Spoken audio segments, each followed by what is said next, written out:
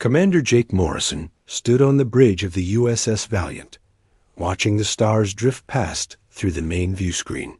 The ship hummed quietly as it moved through space toward the Kepler 442 system. It had been 3 days since they left Earth's orbit, and Jake was already missing the smell of real air and the feel of grass under his feet. "Commander, we're approaching the asteroid field," said Chief Science Officer Lisa Park. She was bent over her computer, checking the readings that flowed across her screen. The scans show high concentrations of rare metals in the larger rocks. Jake nodded and walked over to her station. The asteroid field stretched out before them like a scattered graveyard of rocks and ice. Some were as small as cars, others as big as cities. The Federation had sent them here to look for minerals that could be mined and sold to the alien worlds that bought from Earth. It had been 43 years since humans first met aliens. Jake remembered the stories his grandfather told him about. That day when the big ships appeared over major cities around the world. The aliens called themselves the Galactic Federation, and they welcomed Earth into their community of worlds. But humans were not considered very important in the Federation. The aliens put them in a group called Class C predator species. This meant humans were dangerous enough to be careful around, but not nearly as strong as the real predators who ran things in the galaxy. The strongest aliens were the Zephyrians.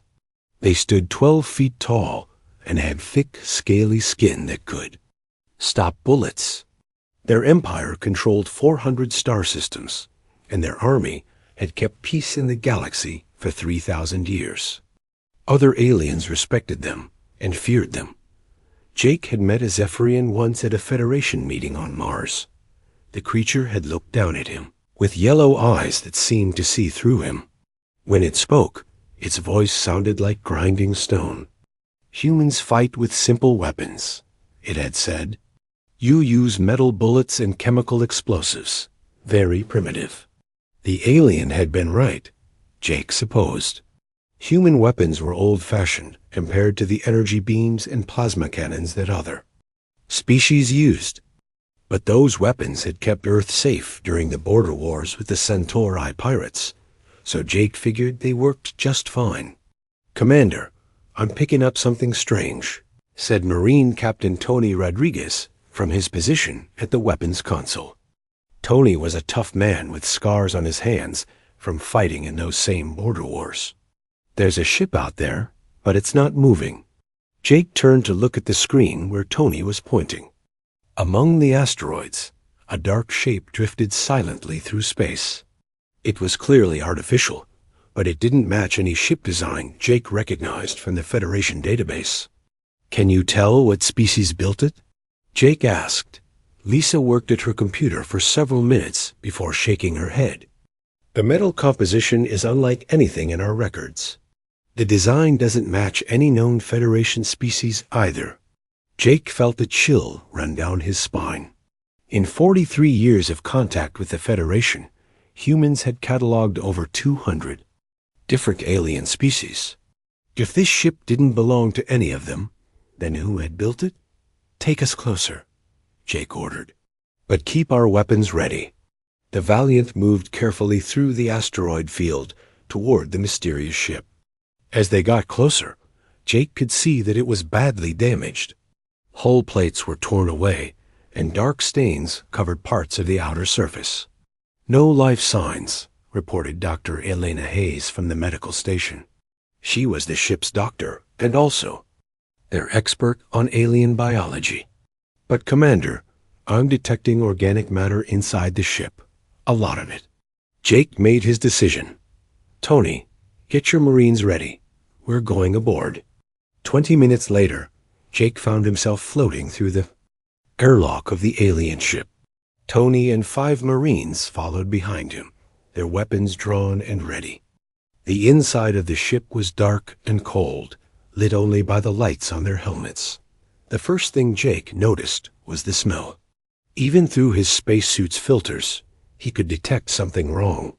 It was the smell of death and decay, mixed with Something else he couldn't identify. "Jesus," whispered one of the Marines. His light had found the first body. The alien creature lay sprawled across the floor of what had once been the ship's bridge. It was roughly humanoid, but covered in blue fur. Its throat had been torn out by something with very sharp claws. Dark blood covered the walls around the body. "There are more over here," called Tony from deeper in the ship. Jake followed his voice and found a scene that made his stomach turn.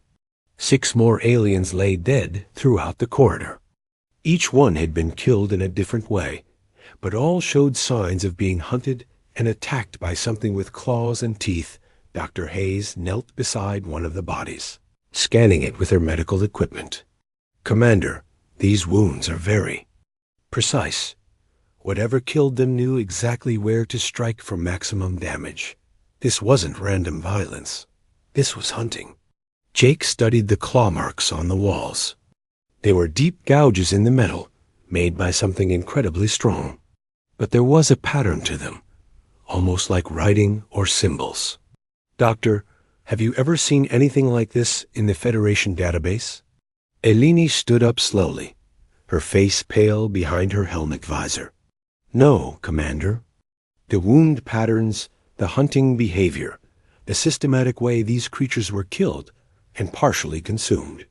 This doesn't match any known predator species in Federation space." Jake felt his blood turn cold. "Consumed? Several of the bodies show signs of having flesh removed post-mortem. But it was done carefully, almost surgically. Whatever did this was intelligent enough to know which parts were most nutritious." Tony's voice came over the radio from the ship's engine room. "Commander, you need to see this. I found something in the computer core." Jake and Elena made their way through the ship's twisted corridors to where Tony waited.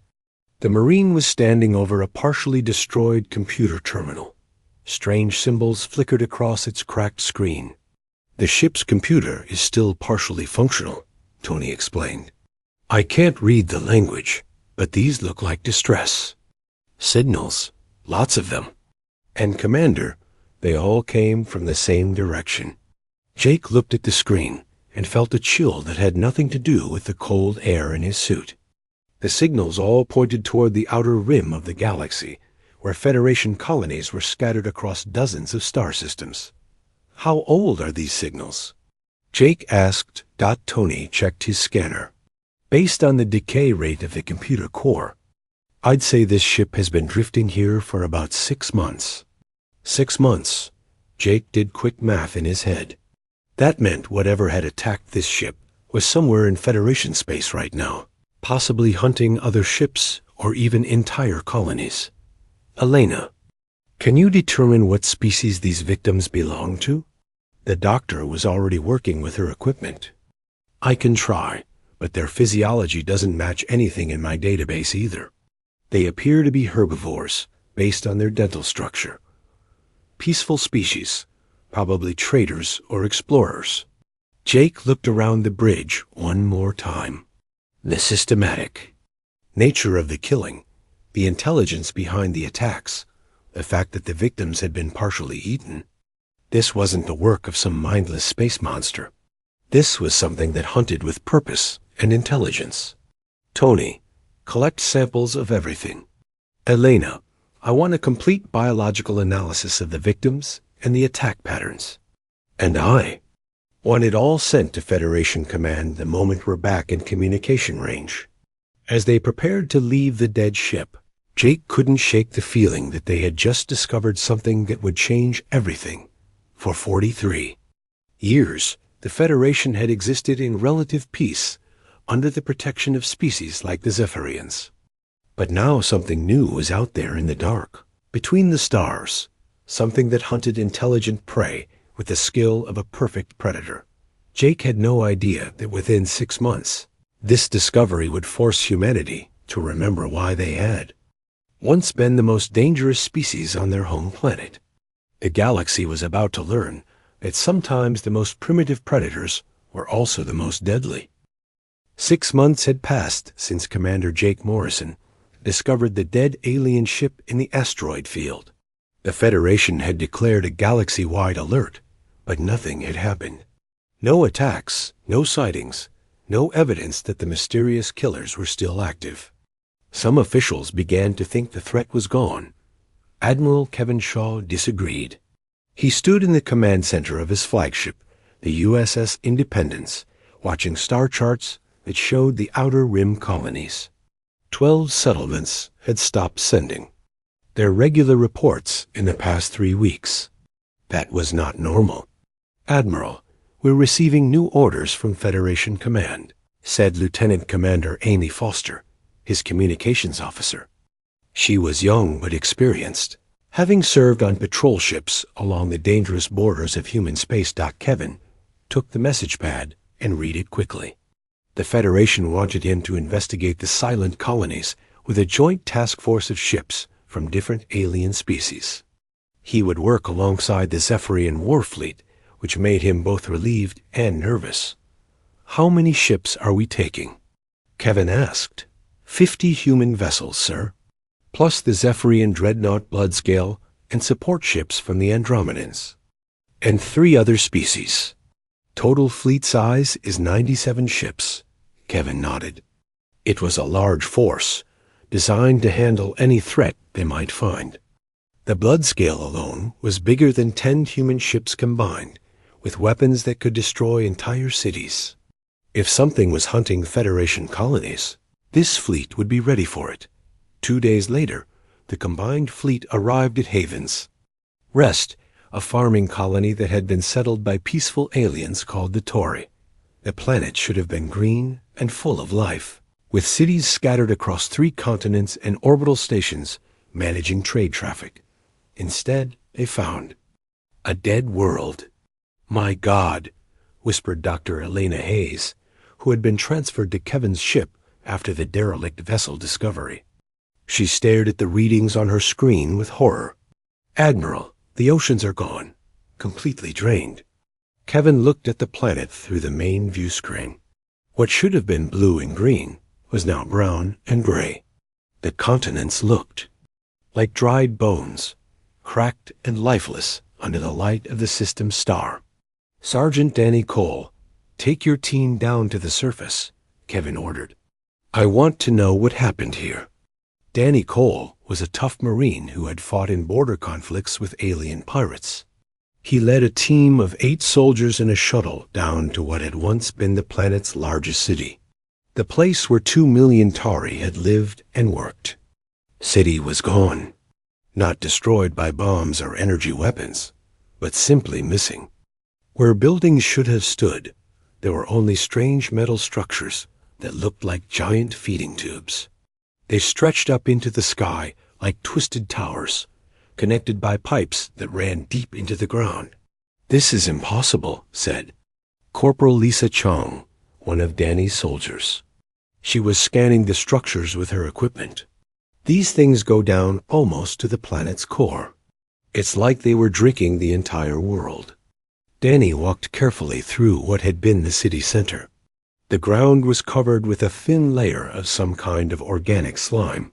When he stepped on it, it made a wet squishing sound that turned his stomach.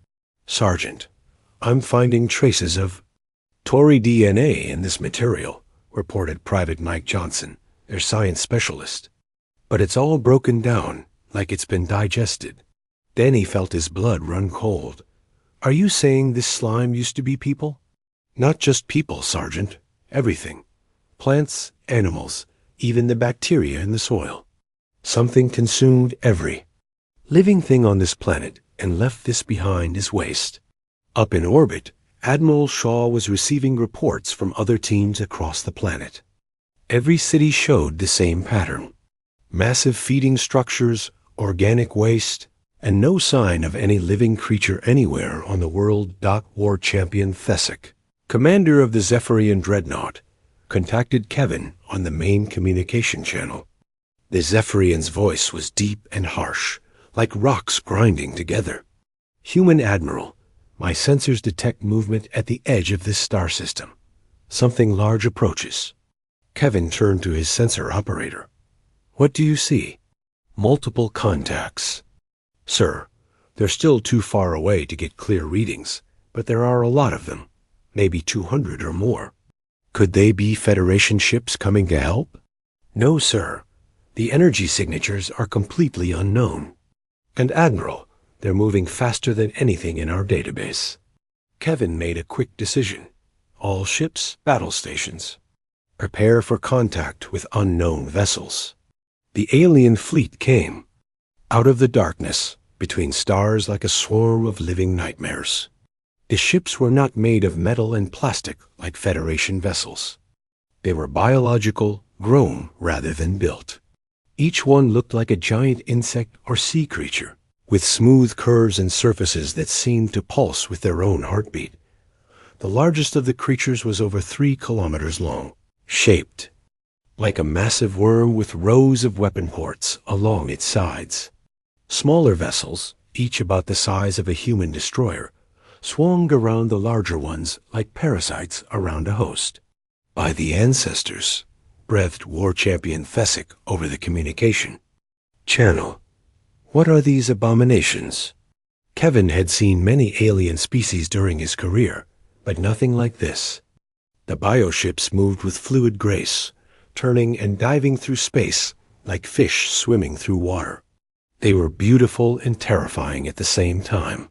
This is Admiral Shaw to unknown vessels. Kevin broadcast on all frequencies. Identify yourselves and state your intentions. The response came not in words, but in action. The bioships opened fire. The weapons they used were unlike anything Kevin had ever seen. Instead of energy beams or plasma bolts, the creatures fired streams of acid that ate through ship hulls like fire through paper. They also launched smaller organisms, living missiles that burrowed into Federation ships and began consuming them from the inside. The Zephyrian Dreadnought Bloodscale was the first to return fire. Its massive plasma cannons sent beams of superheated energy at the closest bioships. The beams struck their targets and burned through the organic hulls, creating huge wounds in the living vessels. But then something impossible happened. The wounds began to heal. Within minutes, the damaged bioships had completely regenerated the destroyed sections of their hulls. They were as good as new, ready to continue fighting. Impossible, said War Champion Thesic. Nothing can heal that quickly from plasma fire. The Federation fleet found itself fighting an enemy that could not be killed by conventional weapons. Energy beams that would destroy normal ships only wounded the bio-vessels temporarily. Missiles that could crack asteroids in half barely slowed them down. But Kevin noticed something interesting. The human ships were doing better than their alien allies. Human weapons were older and simpler, using metal projectiles and chemical explosives instead of advanced energy systems. When human railguns fired steel slugs at the bioships, the creatures had trouble healing from the physical damage. All human vessels, focus fire on target coordinates I'm sending you, Kevin ordered. Use only kinetic weapons and high explosive rounds. The human fleet concentrated their fire on one of the medium-sized bioships. Railgun slugs tore through its hull, creating massive holes that the creature struggled to repair. High explosive missiles detonated inside the wounds, causing even more damage. After 5 minutes of concentrated fire, the bioship stopped moving. It was not dead, but it was badly hurt and unable to fight effectively. It's working, reported Captain Helen Cruz from the destroyer USS Defiant. Physical damage is harder for them to fix than energy damage. But the victory was small compared to their losses. The bioships were learning to target the Federation, vessels that couldn't hurt them while avoiding the human ships that could. They swarmed over the Zephyrian and Andromedan vessels, consuming their crews and turning the ships into organic material for their own use. The Bloodscale, pride of the Zephyrian fleet, was overwhelmed by boarding organisms that ate through its hull and killed its crew. War Champion Thesic's last transmission was a roar of rage and pain as the creatures consumed him alive. All ships, fighting retreat, Kevin ordered, his heart heavy with the loss of so many brave soldiers. Fall back to the jump point. The Federation fleet limped away from Haven's Rest, having lost almost half their ships. The biovessels did not pursue them, apparently more interested in finishing their consumption of the dead planet than chasing enemies. As the USS Independence jumped to hyperspace, Kevin stared at the tactical display showing their losses. 37 Federation ships destroyed, including the mighty Bloodscale. The human fleet had lost only 6 vessels, and those only because they had stayed behind to cover the retreat of their alien allies. "Admiral," said Amy Foster quietly, "what are we going to tell Federation Command?" Kevin thought about the bioships that healed from energy weapons, but struggled against simple metal bullets. He thought about creatures that could consume entire worlds and turn them into raw material for more of their kind. Most of all, he thought about how human weapons had been the only ones that worked against them. "We're going to tell them the truth," Kevin said. "We're fighting something that makes the Zephyrians look like children. Something that eats worlds and everything on them. And the only weapons that can hurt them are the primitive ones that other species think are obsolete." He paused, watching the stars streak by as they fled toward the safety-oath great meeting hall on Nexus Prime. Had never seen anything like this. Representatives from dozens of alien species sat around a massive circular table, their voices raised in argument and fear. The fortress world was the military heart of the Federation, protected by energy shields and weapon platforms that could destroy entire fleets. But after what happened at Haven's Rest, no one felt safe anymore. President Catherine Walsh of Earth sat quietly in her chair, listening to the aliens blame each other for the disaster. She was a small woman compared to most of the creatures around the table, but her eyes were sharp and intelligent.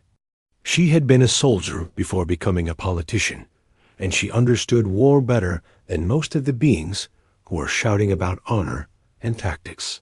Vexstar of the Andromedans stood up, his crystal body flashing with angry red light. "The human fleet survived because they ran away first," he declared, his voice ringing like breaking glass. "Their primitive weapons cannot possibly be effective against such advanced biotechnology." Empress Sirthak of the Zephyrians slammed her massive fist on the table, making the entire structure shake. "My finest war champion is dead because of these creatures. The Bloodscale was the strongest ship in the galaxy, and they consumed it like it was nothing." The ethereal ambassador Lyarandros floated above his chair, his pale form glowing with soft light. "Perhaps we should evacuate the outer colonies and consolidate our defenses around the core worlds. These bioships seem more interested in consuming resources than conquest. Run away and let them eat half the galaxy?" Empress Sirthak roared. "That is the talk of prey animals, not predators." President Walsh finally stood up. The room grew. Quiet as the small human woman walked to the center of the circle. When she spoke, her voice was calm, but carried the authority of someone who had seen real battle. "With respect to all of you," she began, "you're thinking about this problem the wrong way. You keep calling these creatures advanced, but they're not. They're just very good at what they evolved to do." Chancellor Vexstar's crystal form flickered with skepticism. "Human, your species has been in space for less than 50 years. What could you possibly understand that we do not?" Catherine smiled, but it was not a pleasant expression. "We understand hunting." Dr. Marcus Webb, Earth's leading expert on alien biology, stepped forward with a computer tablet in his hands. He was a thin man with gray hair and tired eyes, but his voice was steady as he addressed the assembly. "I've been studying the bioship samples that Admiral Shaw's fleet collected," he said. "These creatures are pure predators, but they're not, like the Zephyrians or other military species.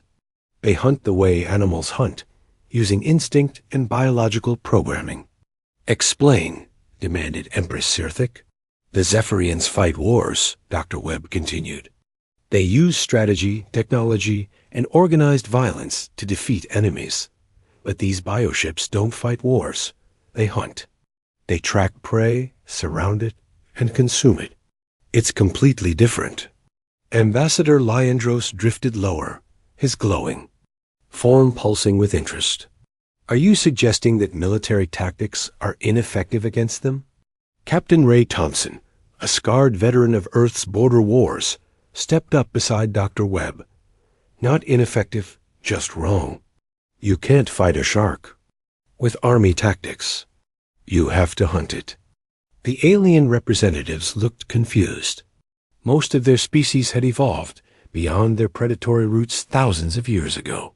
They fought clean wars with rules and honor, not the messy business of hunting and killing that their ancestors had practiced. President Walsh took control of the meeting. The Federation has tried to fight these creatures like they were an enemy fleet. Energy weapons, formation battles, ship-to-ship combat. But that's not what they are. They're a pack of hunters, and the only way to stop hunters is to outhunt them. This is madness, Chancellor Vextar declared. You speak of barbarism, not civilized warfare. I speak of survival, Catherine replied coldly. You're civilized. Warfare got the blood scale, and 36 other ships consumed. My barbaric humans lost 6 ships and killed more bio-creatures than the rest of the fleet combined. The room fell silent.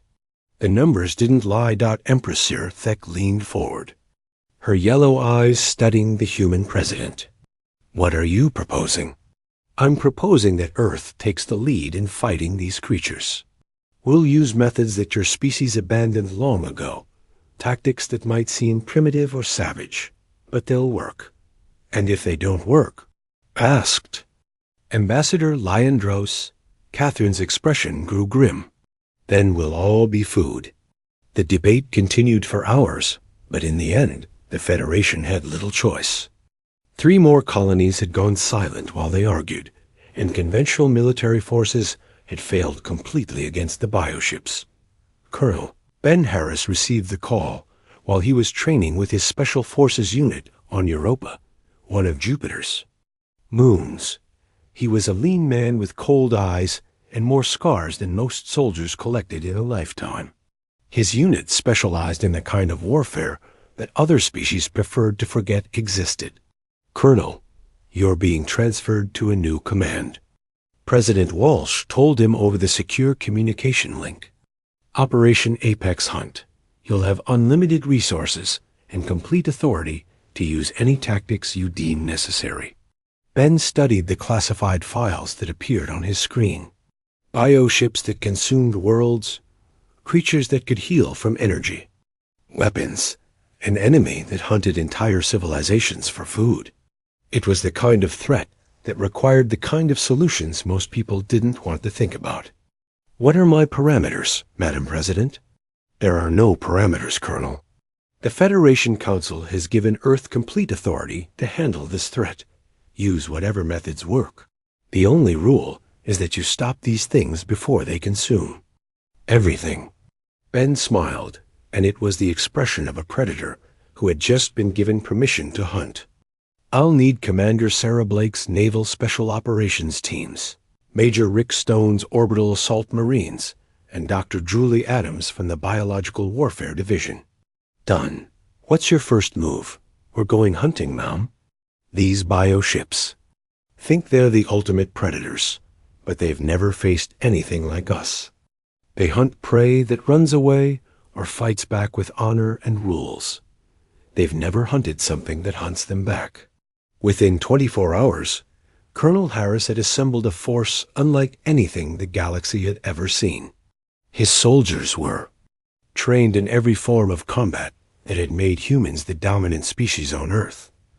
They knew how to stalk prey through difficult terrain, how to set traps in ambush, how to use psychology and fear as weapons. Commander Blake's teams practiced, boarding enemy ships not to capture them, but to kill them from the inside.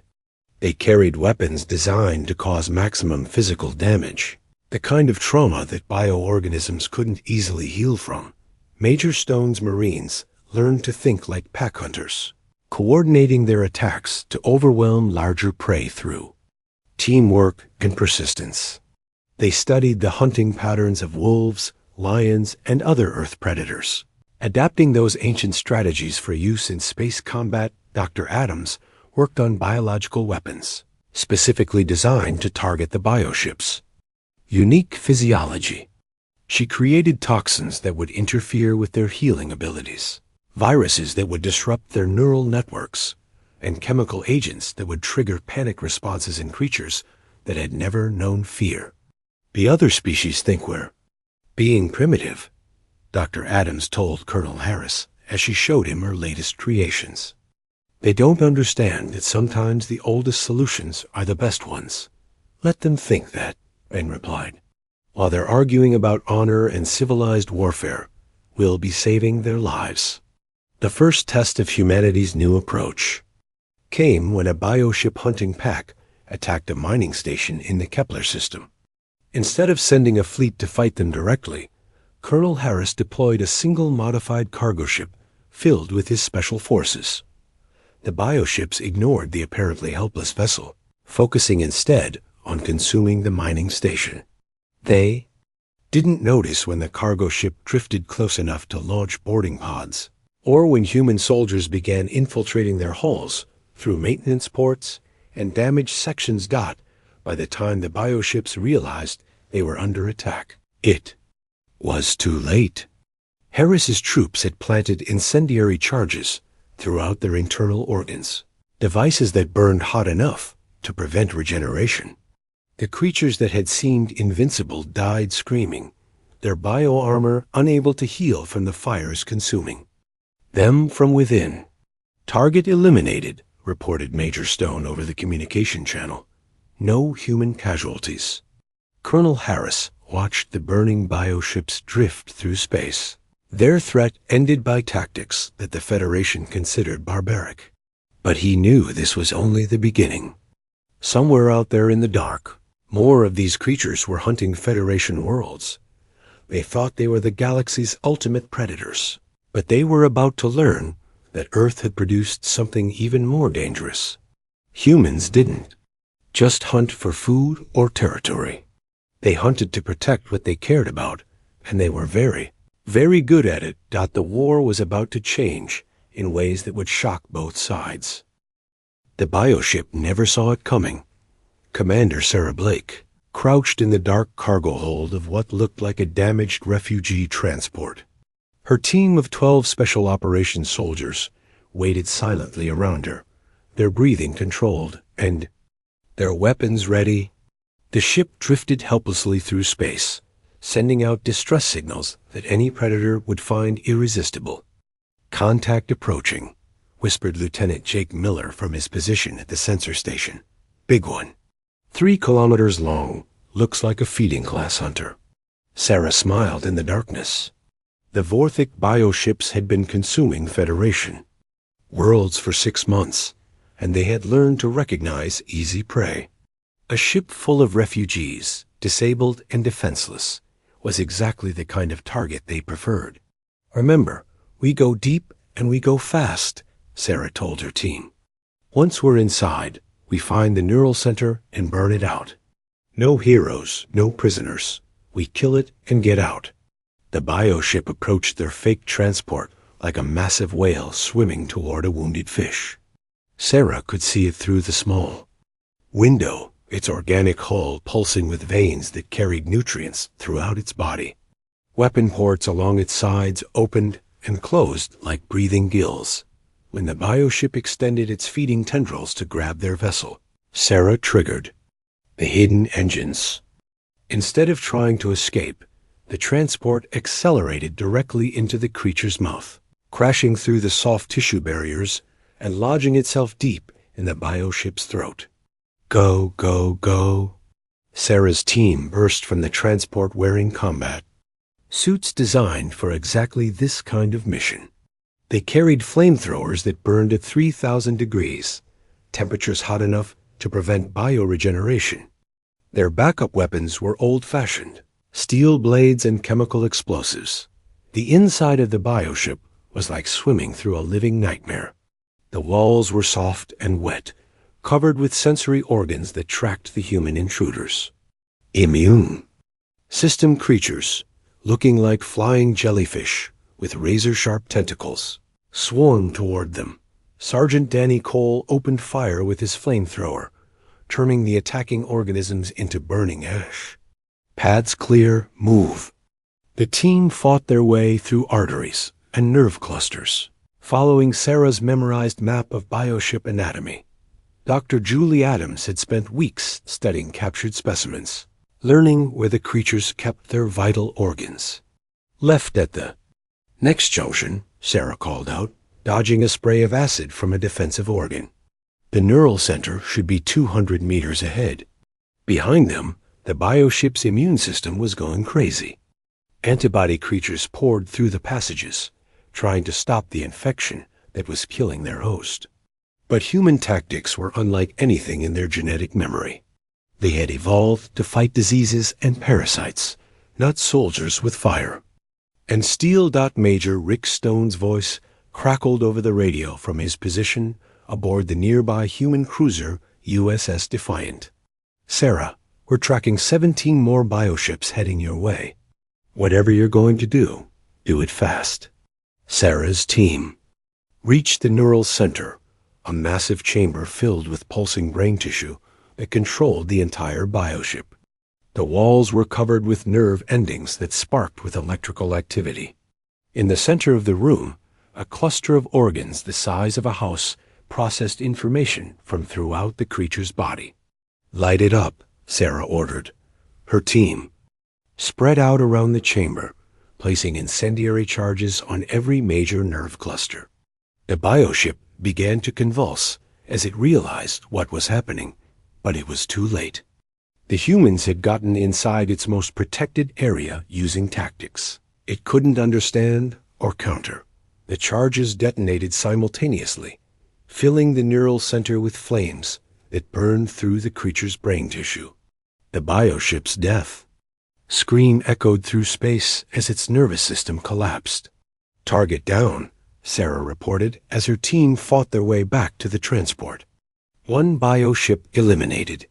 But the real battle was just beginning. Captain Helen Cruz commanded a flotilla of 50 human ships that had been waiting in the asteroid field near the trade route to Terra Nova. Her vessels were arranged in a pattern that looked random to most observers, but any pack hunter would have recognized it immediately. It was an ambush formation. The Vorthek fleet approached Terra Nova like they had approached dozens of other worlds. 300 bioships in a feeding formation, with the largest creatures at the center and smaller hunters spread out to catch any prey that tried to escape. They expected the usual Federation response.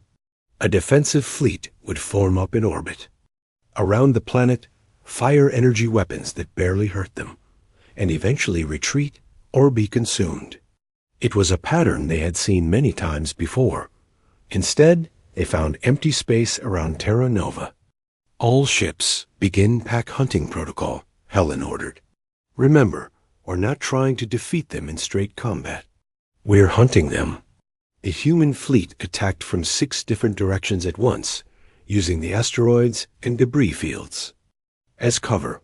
They didn't target the largest bioships, which were heavily armored and well defended. Instead, they went after the smaller support vessels that kept the feeding fleet supplied and coordinated. Lieutenant Jake Miller led a squadron of 12 fighters in a persistence hunt against a medium-sized bioship. His pilots attacked in waves, never engaging directly, but constantly harassing their target with hit-and-run strikes. Remember, we're not trying to kill it quickly, Jake told his squadron. We're wearing it down, just like our ancestors used to hunt mammoths. The bioship tried to regenerate damage from each attack, but the constant harassment prevented it from healing completely.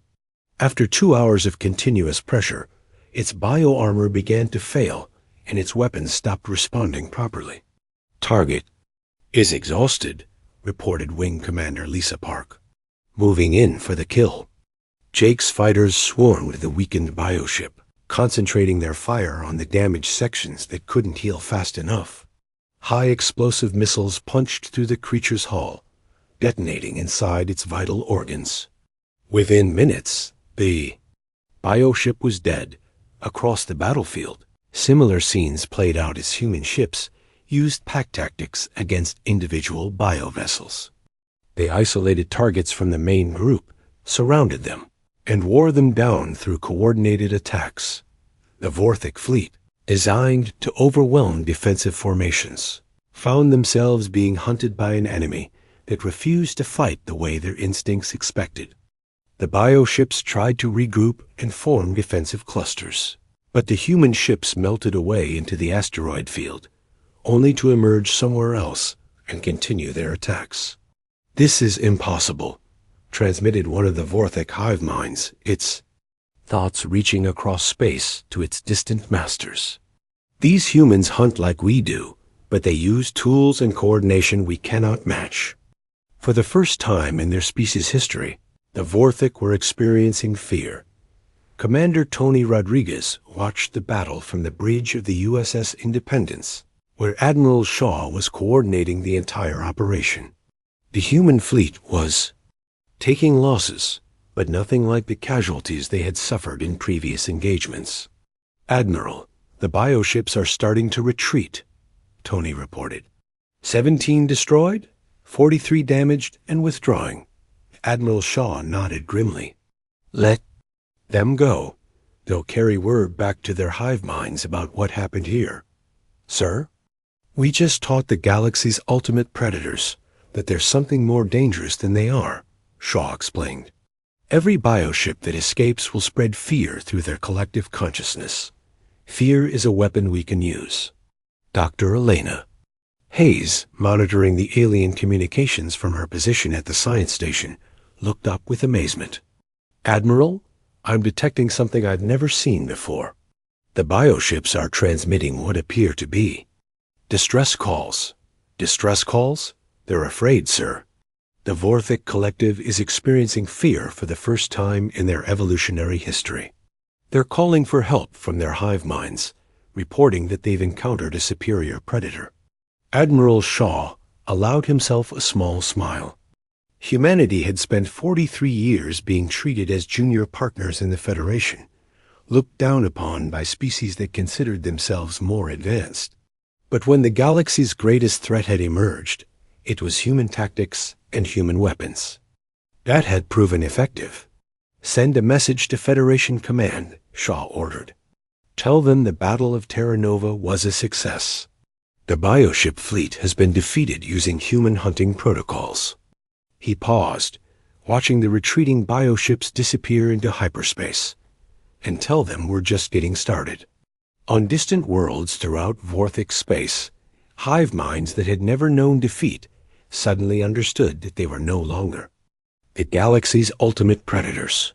Something else had taken that title, something that hunted with intelligence, coordination, and weapons that could actually kill them. The Vorthic Collective began to prepare for a war unlike any they had ever fought, but they didn't yet understand that they weren't preparing to fight a war at all. They were preparing to be hunted. The Vorthic Prime bioship was larger than any creature that had ever lived. Stretching across 50 kilometers of space, it looked like a moon that had learned to think and hunt. Its surface was covered with cities of living tissue, weapons that could destroy planets, and the collective consciousness of an entire species. Captain Tony Rodriguez floated in the zero gravity of the bioship's circulatory system, following a blood vessel toward the creature's central nervous cluster. His team of 20 elite soldiers swam through the organic fluid like antibodies attacking an infection, which was exactly what they were. "Remember, we're not here to destroy it," Tony whispered into his radio. "We're here to communicate." It had taken 3 years of war for humanity to reach this point. 3 years of hunting bioships across the galaxy, teaching an entire species what it meant to be prey. The Vorthic Collective had learned to fear humans in ways they had never feared anything before, But President Catherine Walsh had realized something important. The Vorthik weren't evil in the way humans understood evil. They were just the galaxy's ultimate expression of what humans had once been, predators who saw everything else as food. The only way to end the war was to make them understand that they had met their equal. "Contact ahead," reported Sergeant Danny Cole, who was leading the advance team. "Some kind of immune system response." The bioship's defenses had detected the human intrusion, but they responded in ways that confused the creature's instincts. Instead of fighting the antibodies that came to stop them, Tony's team avoided conflict whenever possible. They moved through the organism like a disease that didn't want to kill its host. Dr. Julie Adams had spent months studying the bioship's internal structure, learning how to navigate its circulatory and nervous systems. Her research had identified the location where individual Vorthik consciousness merged with the collective hive mind. 30 meters ahead, Julie's voice came through their earpieces. "You should see a chamber where the blood vessels connect to neural tissue." Tony pushed himself forward through the thick organic fluid, his breathing equipment working overtime to filter oxygen from the alien environment. Behind him, his team followed in single file, their movements careful and precise. The chamber Julie had described was a cavern of living tissue, where millions of nerve fibers connected to a massive brain structure that pulsed with electrical activity. This was where the Vorthik prime hive mind processed information from across their entire species. "Plant the communication device," Tony ordered. "And remember, we only get one chance at this." Corporal Lisa Chang carefully attached the human-built translator to the main nerve cluster. The device was designed to convert human thoughts into the electrical patterns that the Vorthik consciousness could understand. It was the first time any species had tried to communicate directly with the collective central mind. The response was immediate and overwhelming. Tony felt the alien consciousness flood into his mind like a tsunami of hunger and predatory instinct. For a moment, he experienced what it was like to be the galaxy's ultimate predator, to see every other living thing as prey to be consumed. But then the Vorthik mind touched his thoughts and recoiled in shock. "Impossible," the collective consciousness whispered in Tony's head. "You are prey, but you think like a hunter. You are small and weak, but you kill our strongest vessels. What are you?" Tony forced himself to remain calm as he formed his response. "We are what you used to be before you became perfect predators. We are hunters who still remember how to learn and adapt." The alien mind probed deeper into Tony's memories, experiencing human history through his thoughts. It saw how humans had hunted mammoths with primitive spears, how they had tracked prey across continents, how they had worked together to bring down creatures much larger than themselves. "You hunt in packs," the Vorthik consciousness observed. "But your packs use tools and planning that we do not possess. Your species retains instincts that we have forgotten." "That's right," Tony replied. "You became so good at being predators that you stopped learning new ways to hunt, but we kept evolving." The bioship around them began to vibrate as the Vorthik Prime processed this information. Across the galaxy, other hive minds shared the revelation that they had encountered something unprecedented, a species that was both primitive and advanced, weak and deadly. "What do you want from us?" the collective asked. Tony smiled inside his helmet. "We want to make you an offer." The negotiations that followed took place simultaneously across dozens of star systems. Human diplomats, protected by soldiers who had proven they could kill bioships, met with Vorthik representatives to discuss terms that had never been needed before. Admiral Kevin Shaw stood on the bridge of the USS Independence, watching a sight that no one had ever expected to see. Vorthik bioships and Federation vessels floating peacefully in the same space, their weapons powered down and their crews working together. "The collective has agreed to the Predator Accord," reported President Walsh from her position at the diplomatic station. They will stop consuming Federation worlds and instead work with us to maintain the balance between predator and prey in the galaxy. The terms of the agreement were unlike any treaty in galactic history. The Vorthik would be allowed to feed on worlds that were already dead or dying, cleaning up space like the ultimate recyclers. In exchange, they would serve as the galaxy's enforcement arm, stopping other predator species from becoming too aggressive. But most importantly, they would work with humanity to train other species in the predatory skills that civilization had made them forget. War champion Cadaver of the Zephyrians was the first alien to volunteer for the new Apex Predator training program. The massive reptilian warrior stood in a training chamber on Luna, watching human instructors demonstrate hunting techniques that his species had abandoned thousands of years ago. "Your ancestors were ambush predators," explained Colonel Ben Harris, who had been promoted to head the new Predator Command. "You hunted from hiding, using terrain and timing instead of raw strength." Cadaver practiced the new techniques with an enthusiasm that surprised even himself. For the first time in his life, he was learning to think like prey, to understand his enemies instead of simply overpowering them. "This changes everything," he told Colonel Harris after a particularly successful training exercise. "My people have been fighting like civilized soldiers for so long that we forgot how to truly hunt." Similar scenes played out across the galaxy as other species rediscovered their predatory heritage under human guidance.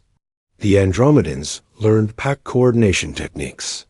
The Ethereals developed stealth hunting methods.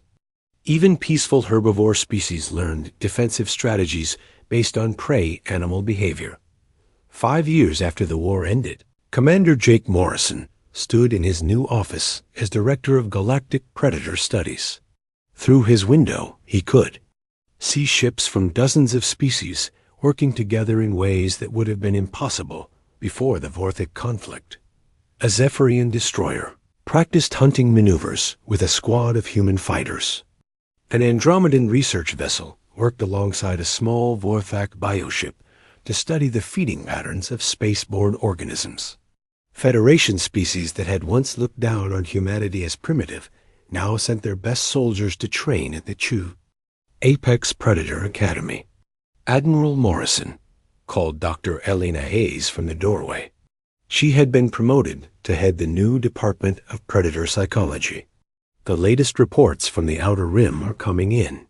Jake took the data pad and read the summary. 3 separate threats had been detected in unexplored regions of space.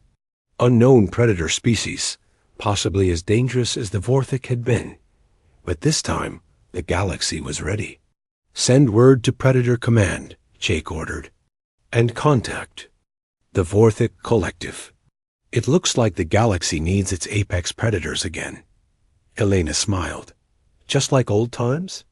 Jake thought about humanity's journey from a minor Class C predator species to the acknowledged leaders of galactic defense. They had proven that evolution didn't always mean becoming more civilized. Sometimes it meant remembering what made survival possible in the first place. "Better than old times," he replied. "This time we're not fighting alone." Across the galaxy, the new alliance of predators prepared to face whatever threats emerged from the darkness between stars. The Vorthik brought their biological weapons and regenerative technology. The Zephyrians contributed their strength and military organization. The other Federation species added their own unique abilities. But at the center of it all were humans, the species that had never forgotten how to hunt. The galaxy had learned that civilized predators might build empires and keep peace through strength. But it took true apex predators to defend civilization when something even more dangerous came hunting. And humanity had proven that they were the most dangerous thing the universe had ever produced. The perfect fusion of primitive hunting instincts and advanced intelligence, working together to protect everything they cared about. The war had ended, but the hunt would continue forever.